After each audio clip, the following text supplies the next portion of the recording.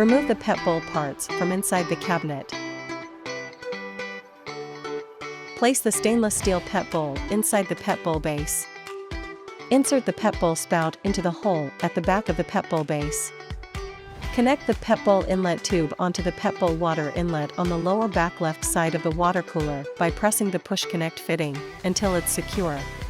The pet bowl can be placed on either side of the water cooler. Choose which side of the water cooler you will be placing the pet bowl. For installation on the right side of the water cooler, use the shorter pet bowl tubing. Push one end of the tubing into the open push connect fitting of the pet bowl inlet tube. Pull outward to ensure it is secure in the push connect fitting and place the blue locking clip back onto the push connect fitting. Push the other end of the tubing into the push connect fitting on the back of the pet bowl base.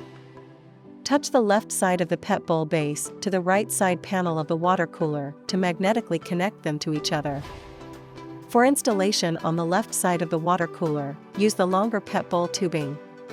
Push one end of the tubing into the open push connect fitting of the pet bowl inlet tube.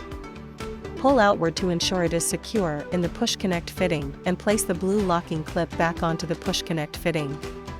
Push the other end of the tubing into the push connect fitting on the back of the pet bowl base.